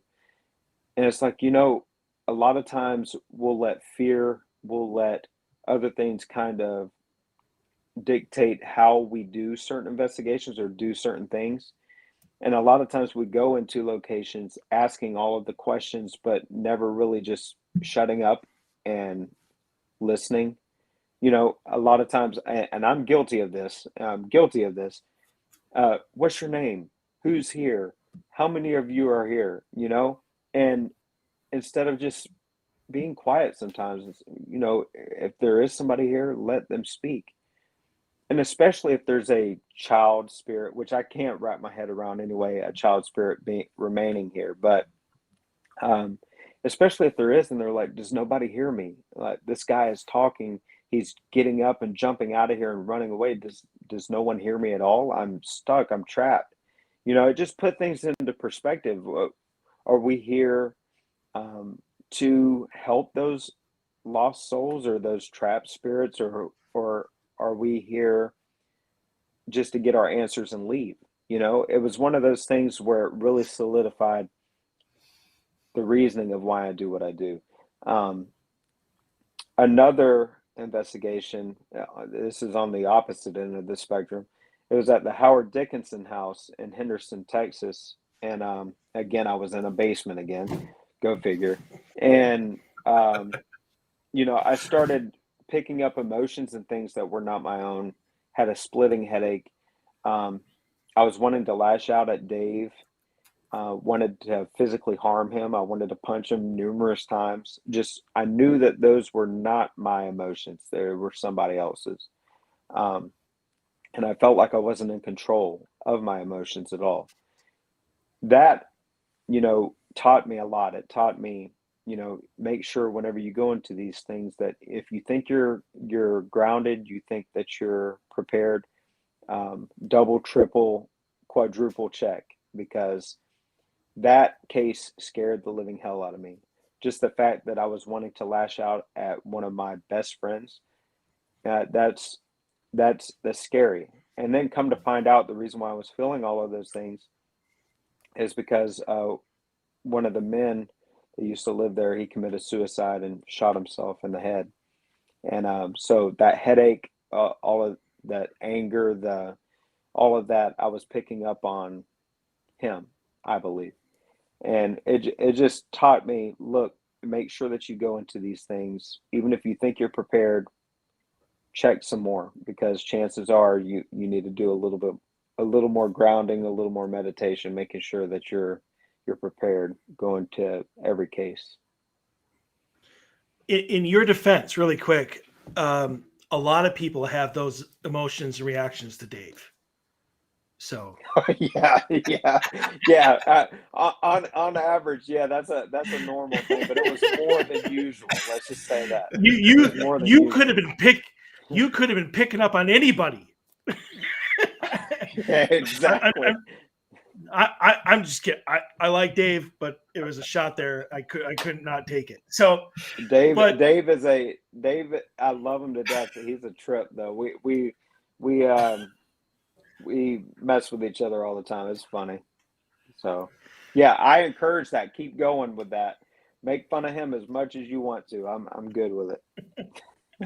So speaking of which, because they always have it where Dave's like, all right, Shane, I want you to go down into the basement. I want you to go into the creepy closet. I want you to do whatever. Has there been a location that you have been to where it has been kind of on the agenda that this is what you're going to go and to be part of the shot, and you're like, hell no, I am not doing that. I don't care what you say. Pick another room. So and you know what's crazy is there was an instance where this happened and they didn't air it. Go figure. Of course. But they cut that out. So we were at Bob Mazziello's house. It's the gentleman that kept digging in his cellar, and Dave was under there and got knocked through the wall. I don't know if y'all remember that episode. I can't remember which one it was. But it's Bob Mazziello's house. We were in the little guest house that's right beside his house, and we had picked up, different activity with the shadow trackers and stuff that we had set down. And he was like, all right, it's time to split up. And he said, all right, Shane, why don't you go to the cellar, which is a creepy ass place. He said, why don't you go do this? And I said, and am I allowed to cuss here? Yeah, not the F-bomb, but anything other than that, yeah. Okay, well, I said the F-bomb. I said, F you, Dave. You go to the basement. And everybody was so shocked, even our cameramen bust out laughing because they were like, this is unlike Shane. Shane normally doesn't do this. But I was like, no, F you, you go in the basement. So you know how TV is. They're like, okay, that was a great moment, but Shane, we're going to have to redo this. Right. And we want you to say it again. Just say it again. And if anybody knows me and Dave and Cindy, we're not actors, okay? We're investigators. So this is how it went the second time around. It's like, F you, Dave, why don't you go to the basement? It was not natural. It wasn't natural at all. It was one of those things where it's like, okay, you're telling me to do this and I cannot replicate it. F you, Dave. You go to the basement. And they're like, Oh my okay. God. They're like, okay, let's scratch that. Shane, you'll stay here. Dave, you go into the cellar, and just say that you're deciding to do that. So, yeah, we couldn't replicate it as much as we wanted to. But, yeah, that was one of those moments where I was like, no, I've had enough. You go. Forget this. I don't want to do this. And luckily, he went into the cellar and did all of that, and it was fine. And I kind of got a pass that go around. So, yeah, but a lot of people don't know. It's like they cut that whole moment out. So it's like it was like the perfect Hal voice. Not to date myself, but F you, Dave. That's like the perfect Hal voice right there. So yeah. So I'm curious. I'm big on, and I've been like, this is one of the things that I'm going to work on like for the rest of my life. And I don't know where it's going to go, but I'm big on thresholds. Like I think that doorways, like physical doorways, thresholds into a location, out of a location, contain some sort of energy resistance barrier, whatever you want to call it. I don't know how the hell I'm ever going to prove that theory. It's just a theory, right? But I've experienced it. I've been doing this for a long time. I'm going to be 56 on Friday. My first experience was when I was like 3.5, 4 years old. So I've been looking for answers for a long time. So I'm curious, when you got really angry at Dave from the entity that you believe was the suicide victim, was there like anything during that process of time where like you walked out of the building, let's say, into the open air, the front street, front yard, backyard, whatever, to clear your mind or just to refresh yourself, reground yourself for a minute? Did that energy release itself from you if you did, or did it stay with you, or did you not just go, or did you not go outside? I mean, did you not try to get a breath of fresh air? It's funny that you asked this because yes, I had to get out of the house. It was I would think so. Things Yeah. Where, yeah. It was one of those things where I couldn't physically bear it anymore, especially the headache. It was almost like, it's going to, my head was going to split in two. So I walk outside and immediately I start feeling better. Yeah. And that is a very interesting thing that you're talking about with thresholds, and it could be in certain areas people, the activity is heightened because of whatever could be there. But yeah, immediately once I got a breath of fresh air, immediately felt better. But I will tell you, like 3 or 4 days after that, it took me 3 or 4 days to get right again. Like it was one of those things where I was so physically drained and emotionally drained. I think I'm sure you guys know about this, especially when investigations, all of that happens. Sometimes you just feel drained from doing what you do. It took me 3 or 4 days to get right again. It was like one of those things where I didn't feel myself for a while after that. Do I feel like it was a possession? No, I just feel like there was an overload of emotion that I was feeling that was not mine, that was maybe taking some of my energy to manifest in that way. But going back to it, I go off on rabbit trails a lot if you guys don't know. So, but yeah, immediately whenever I walked out, I started feeling better. We call it the paranormal hangover. Yep, that's it. Because that's what it is. And sometimes it's a day, and sometimes it's, my worst one has probably been about a week, and it's not an attachment. Yeah. It's not a possession. It's not oppression. It's not anything like that. It's just a very, very intense moment that the energy is so strong. And unless you experience it, you won't understand it. And you can't really explain it to people. But the energy is so strong that it just stays with you, I mean, you try to let it go and you just can't, it's just there. And then eventually, it fades away and it fades away. And then all of a sudden you're back to like, your normal, happy, smiley self. And and you're not looking to beat the hell out of anybody, again. But for a couple days, you're just like, don't F with me. Get away from me. You bother me. I mean, and it can be the people you love, your family, your kids, your dog, whatever. I mean, your best friends, it's just, you can't control it. And I think if people don't do what we do, it's very hard to describe and it's very hard to understand for them, because they're like, well, that's a possession. And I'm like, no, that's not a possession. I was not possessed. I was not oppressed. It's just an incredibly strong emotional burst of energy that it's just the way energy works. And I don't completely understand it, but I understand enough about it to understand that I know I'm going to be different for a couple days.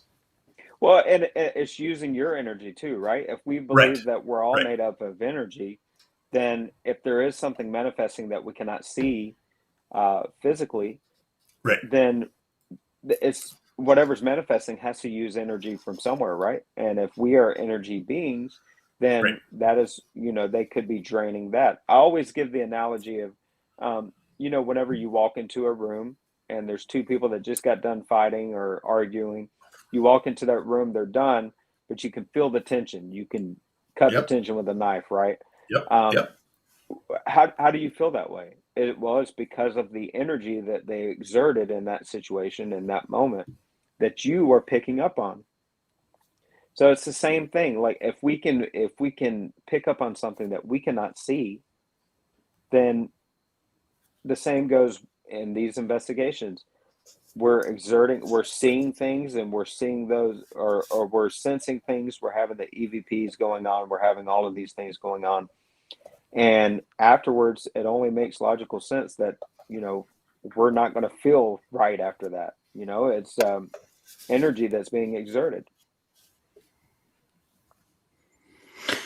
Yeah, I don't ever experience that. But so yeah, Shane, so basically spirits stay the hell away from me.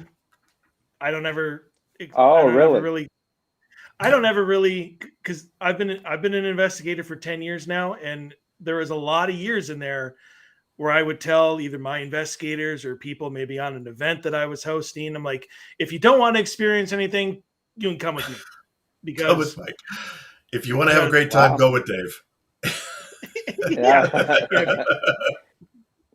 But I'll always get evidence. It's just personal experiences. No, but the fact of the paranormal hangover, the fact of you have that residual energy that kind of comes home with you. Is that ever a fear of yours where you may legitimately, especially doing old Hans Holzer files and getting into like these really kind of deep, dark cases, is it a fear of yours that you may actually bring something home with you? Yeah, it's always a fear of mine. And the reason why it's a fear, I believe, is because I have 4 children. Okay. And always in the back of your mind, I don't care who you are, especially if you're doing this and you're in this field, no matter how much you ground yourself, no matter how many prayers you say, in the back of your mind, you're always going to wonder, could I do something that would affect my children? And that's always going to be a concern. Any loving parent, I think it would be a concern for them.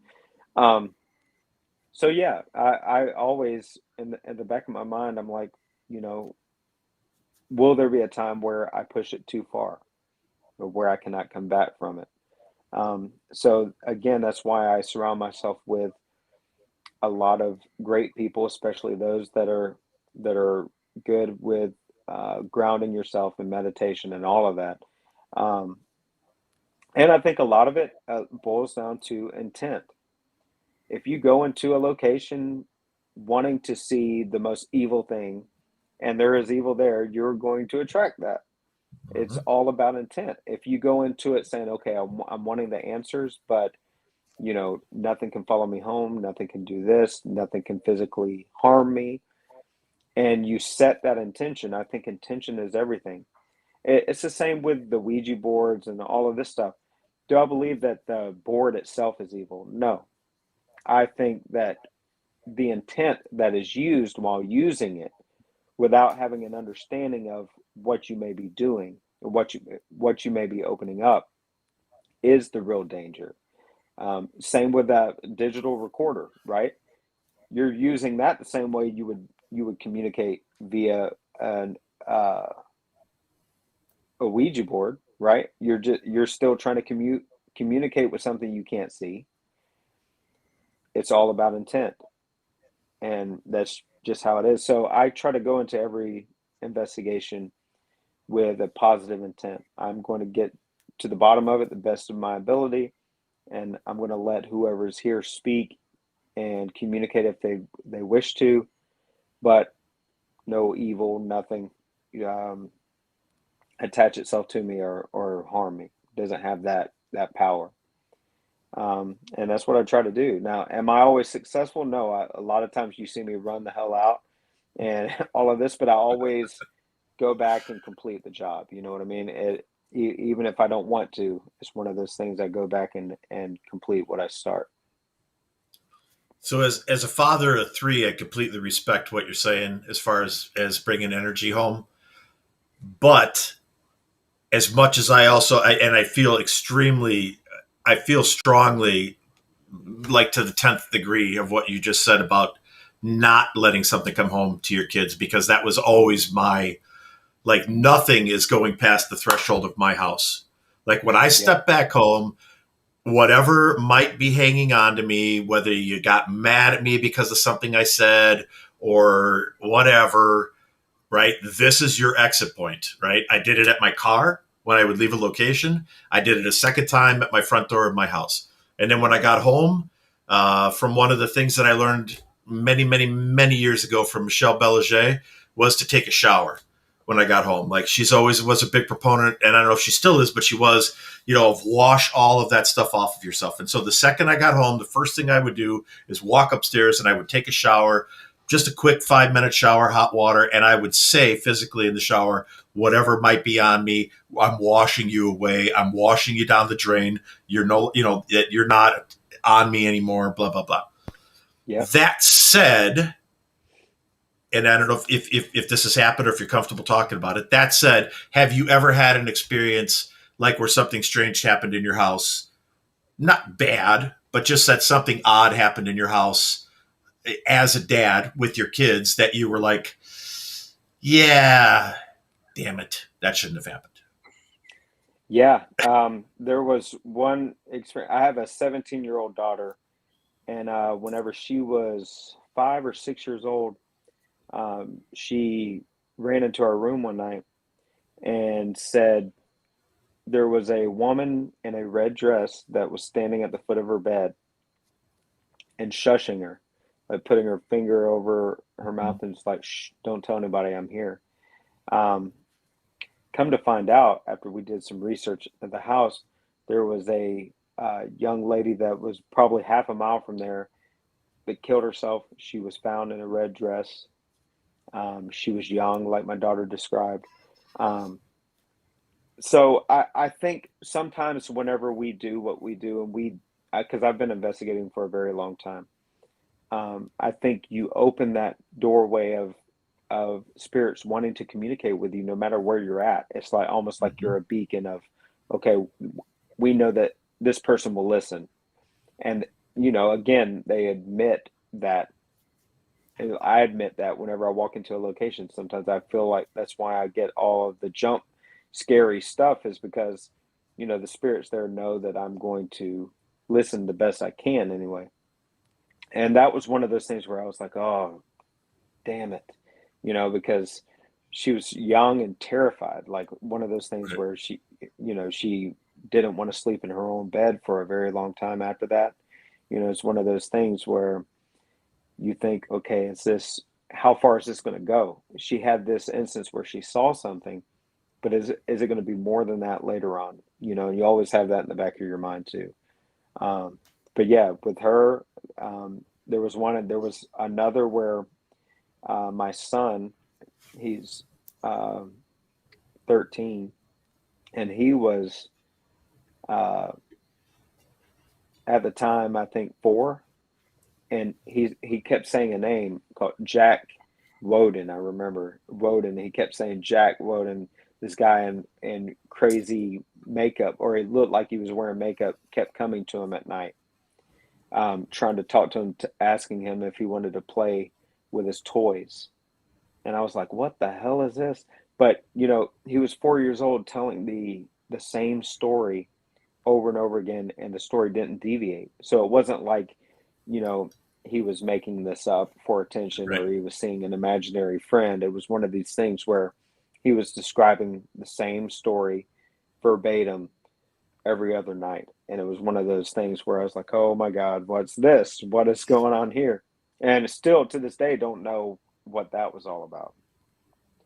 Could have been, because they were younger, sensitive more to seeing, which I believe children are anyway. Absolutely. So that could have been the case. But yeah, it's couple instances where that's happened, and it rocks you as a parent, because you're like, I know I have this passion. I know that I go and I do these things, but if this is going to torment my children in any sort of way, is this something that I can continue doing in good conscience, knowing that it's affecting them? So you always have that, and it's always one of those things that you struggle with. But luckily, those instances, that was it, and we're good to go now. But yeah. So I don't think those are bad things. I was going to say, I don't think that's necessarily a bad thing, because I think that I agree with you 100% that if you go into a situation with your energy and as much at a positive environment, if you bring as much positivity with you as you can, that you are going to be a beacon for entities that are just looking for help, or just looking for somebody to understand that they're there. And like they see us, because I've had that happen more times than I want to even talk about. But, and I think that's what I attribute it to. I walk in there with, I'm just here to communicate with you. I'm just here. I'm not here to disrespect you. If you need help, have something to say. If there's something I can do, I'm going to try and do it. Right. If there's a message that is like, if you have a message that you need to convey, and that is what is keeping you from moving forward, if you want to convey that message to me, I will do the best I can to move that message forward, and release that anchor point for you that's holding you here. Mike and I did an investigation together years ago where a guy had taken his own life in the garage. And we had a really, and I'm not a huge fan of the flashlights, but, we used them there, and it was, I don't know. I don't know how you could dispute it. The guy was using the flashlight it was like the epitome of like the flashlight experiment. You know what I mean? Like it was like, Yeah. This is the moment where this flashlight is doing everything. And a guy had taken his life, and in an EVP, he passed on a message that Mike caught in review that he just wanted to say he was sorry to his daughter. And I think like something like that is an anchor point, and that was what was holding him there. And once you can give that release point for them, and I hope he did, and I hope his energy moved on to wherever it was going to head next. I hope it did. So, but I agree with you. Anchor point that you're talking about, that anchor point, yeah, absolutely, I completely agree. Sometimes it's just one thing or one message that they want to convey before they can be at peace. Right. And yeah, I completely agree with that. Go ahead, Mike. I'm sorry, I didn't mean to cut you off. No, it's all right. So just two really quick ones, just kind of fun little questions before, because I do want to talk about the new show that you have coming up with Josh Purvis. But first, I would like to know if there is a location that you haven't been to that it's on number one on your bucket list that you have to go to before you are done with the paranormal. And on the reverse side, is there a place you will not go? So the first question, the catacombs, the Paris catacombs, that's a bucket list location that I've wanted to go to for years and years and years. So yeah, and Dave has been there, which is frustrating. Dave has been there, but I haven't been there. What a One douche. place I know. How dare him? And one place that I would not go. No, I can't say that right now. Um, well, yeah, there is, but it's going to be nameless, just because it has nothing to do with um, because I'm too afraid to go there, but it has to do with, other situations that I won't go into. But yeah, there's one, but otherwise, I mean, there's no place that is off limits when it comes to, either going there to try to help or try to figure out what's going on. There's nothing off limits. Is that a public location? Just out of curiosity. Yeah, because I could. Yeah. I think I know where you don't want to go because Okay. I just picked it up from you. Really? So maybe I don't know, but there's only one location I won't go to, and because there's nothing positive that I can contribute to the location, and I've been told Where's that. Like my that? guides told me, Bobby Mackey's. That I've there's been to Bobby Mackey's, nothing though. positive I can give to that location. There's nothing positive I could bring, so that my spirit guides have told me that is off limits to me because the only thing that's going to happen there is going to be negative. That there's Well, nothing I can bring. You got to listen to that. Yeah, I'm not for going. sure. I'm not going. And I've said it publicly, and I said, I'll stand outside and take a picture, but you will never catch me. You will never catch me in this lifetime inside Bobby Mackey's. I don't give a shit how much money you offer me. I don't care what it is. I'm not going into Bobby Mackey's. No, I hear you. I respect that too. I've been there, My and spirit. luckily, I didn't have a lot of negative things happen there. It was not like what you had seen. It was one of those things. It was a very cool night, but it wasn't one of those things where it was negative, and I felt like demonically oppressed or anything like that. But yeah, you've got to respect, and you got to listen to what your guides are saying, and if you feel strongly about it, yeah, listen to that. I was going to say that my guide don't tell me shit, so I can go anywhere I want, apparently. So, but you've got a couple projects coming up. Yeah. That I would love to in the minutes that we have left. Whatever you can talk about with them, please do. Okay, so the first one, we already got done filming it. It's done. It's in the can. This was just me, not me and Josh. This was just me, but it's going to be on a major streaming platform that's not Discovery Plus. Major, and I cannot say what that platform is, but it's a major one. It should be released sometime next year, and when I tell you that it was life-changing, I'm not saying it to hype up the project. It was absolutely life-changing for me. One of the most rewarding things that I have ever done to date. And that's even with Holzer Files, that's been rewarding, but this tops it. It's one of those things that once it comes out, it's something that you have not seen before, not seen done in the way that we did it. And I'll just leave that at that. And then the other thing that me and Josh are working on, I cannot say too much about because we're under obligation. We cannot speak about it too much. But I will tell you that we will have a lot of creative freedom when it comes down to how we approach certain things. And it's something that is hit the ground running, and I'm very excited about.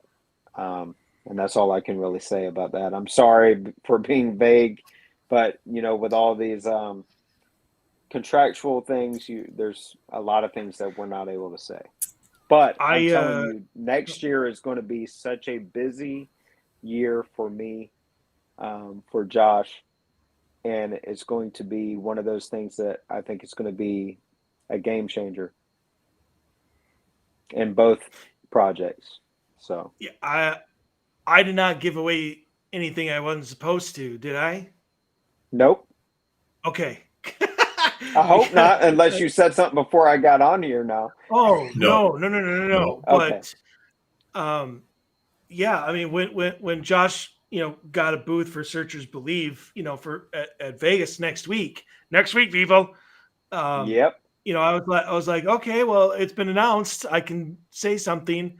So then when you're like, I can't give way to, I'm like, I hope I hope I did. Because it hasn't been formally announced. So yeah, so it's got to be one of those. It's one of those really touch and go things. But you're good. You're good as long as we don't say what it is or exactly. You're good to go. That's fine. Okay. All right. We've got well over 200 shows and a lot of really great guests, and we've heard what you're saying a lot of times. So you're safe. Yeah. We've had. I know. I've seen. Yeah. I mean, we're good. Some of our best shows have been the hour after the show.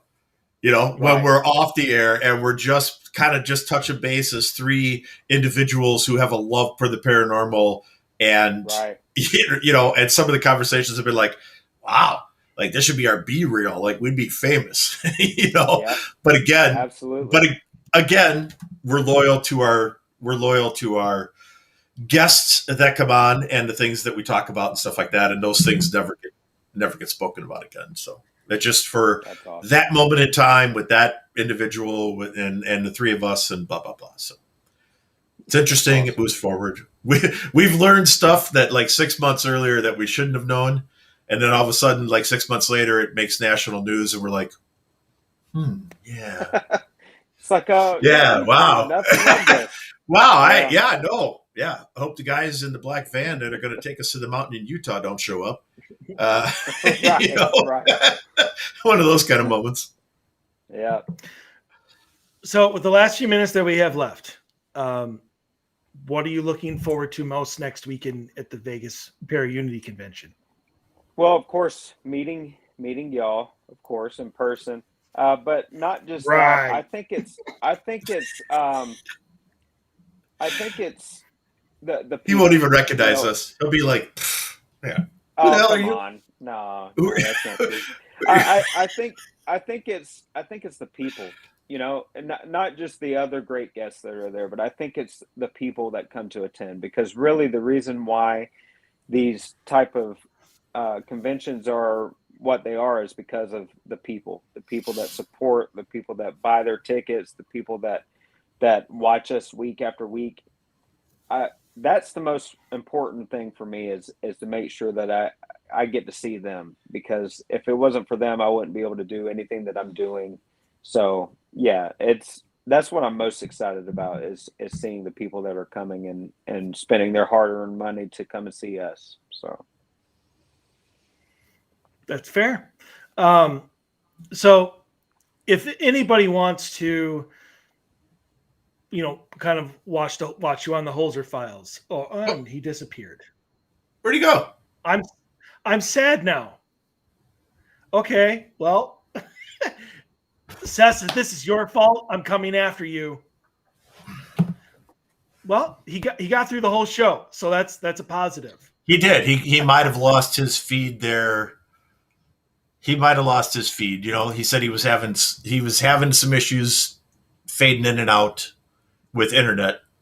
So if he made it for 59 minutes, damn it, that was a good show. It was a good show.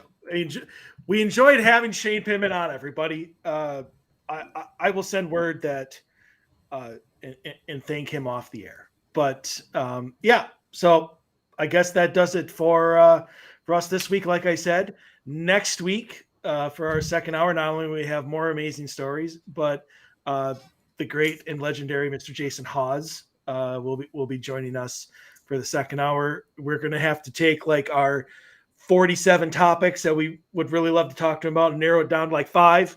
Should be able to. Yeah, like 5 total. To accomplish that. Yeah, well, that's what I mean. 5 total. Yeah. Yeah. Right. So, exactly. So 2.5 apiece. That we'll have to agree on one.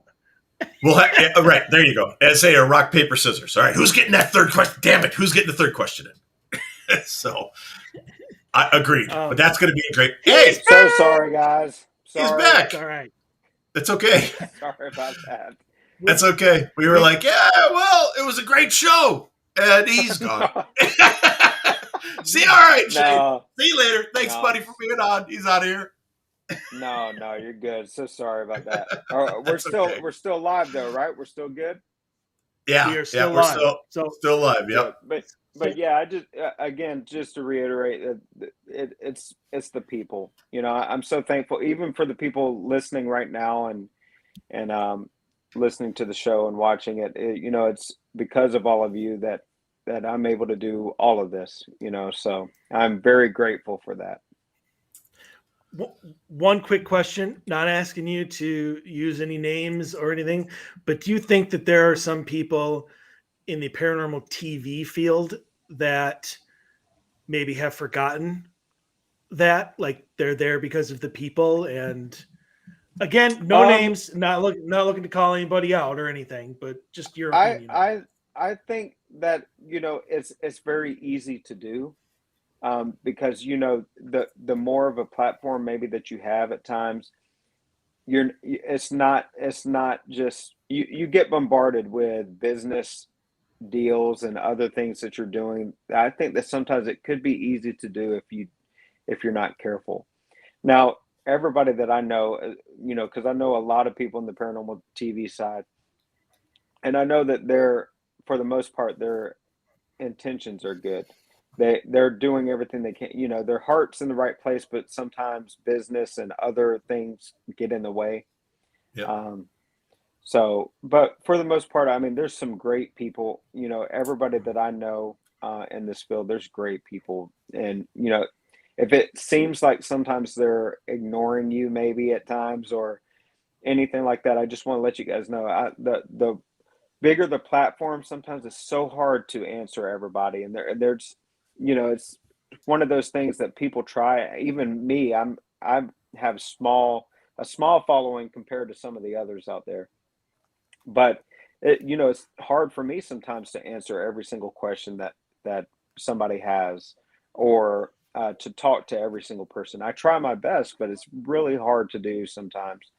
So I just ask some people to try to be understanding, you know, especially with the bigger influencers and bigger stars out there, that you know sometimes it's near impossible to answer everybody, you know what I mean? But for the most part, I have some great friends in this field and very thankful for them.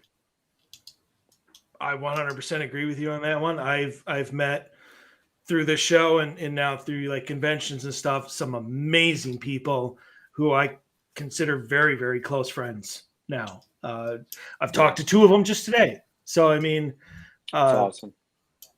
Absolutely. And really looking forward to, if it's possible, adding you to the list. Very cool. Oh yeah, for sure. For sure.